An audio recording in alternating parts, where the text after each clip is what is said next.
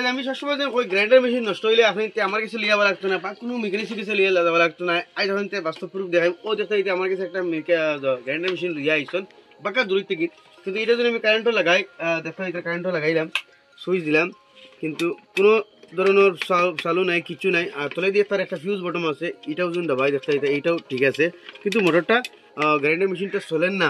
এখন আপনি তোর সামনে এই গ্রাইন্ডার মেশিনটা ঠিক করবো একদম সিম্পল ব্যবহার হইব। তো দেখতে পারবা এই গ্রাইন্ডার মেশিনটা খুলবো একদম সিম্পল ব্যবহার হইব একদম এ টু জেড আমি আপনাদের দেখাইমো আর আগেও দেখাইছি আপনাদের। গতিকে আপনি জিনিসটা লক্ষ্য করবা এই জিনিসের লাগে আপনি মেকানিক্সের কাছে লইয়া যান যে কোনো সামানেগুলো লইয়া গেলে তো আপনি 100-150-200 টাকা তো দেওয়াও লাগবে কারণ যে করে তার তো একটা আজিরা আছে। গতিকে আপনি এটা জিনিস কুটি জিনিস নিজে খেয়াল রাখবা নিজে করবার চেষ্টা করবা।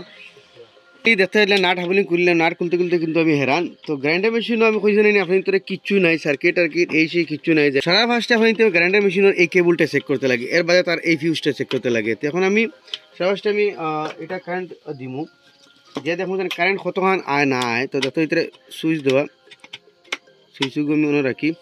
তো সারা ফার্স্টে এই লাল ওয়ারের মাঝে দেখুন কারেন্ট আসেনি তো এটার মাঝে কারেন্ট নাই।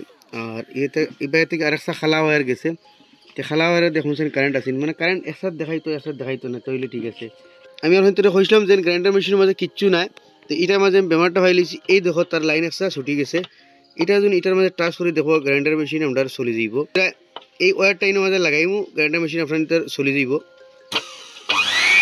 দেখো তো আমি ফার্স্টও মেশিনটা খুলবার আগে আপনাদের কইছি যে গ্রাইন্ডার মেশিন হইলে কোনো রকের সাইজ নাই যেগুলো করতে হইলে মেকানিক্সও দেখাবো বা জানা লাগবো যা সেটার মাঝে তার ও দেখতে ওয়ার দেখেছে মানে জ্বলি গেছে ও প্রবলেমও ইয়া তো তার এই ফিউজটার প্রবলেম থাকে। ফিউজ আপনি চেক করবা মাল্টিমিটার চেক করতে পারবা ইয়া যদি চেক করতে পারবা ফিউজ ও দেখা আমি ও দেখাই।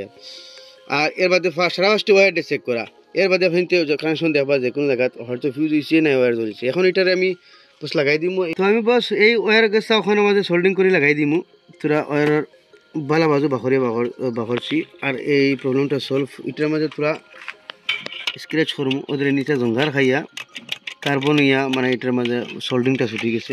সোল্ডিং করবার আগে যে কোনো জায়গায় আপনার ওলা স্ক্র্যাচ করে লিবা তো আপনি তো সোল্ডিং বইব। তো সারা ফার্স্টে আমরা ওয়ারের মাঝে তোরা সোল্ডিং লাগাই দিমু। ওয়ারের মাঝে আমি সোল্ডিং লাগাই দিলাম বাদে এই প্লেট যেখানে আমরা স্ক্র্যাচ করছি ওখানে মাঝে লাগাই দিব সোল্ডিং।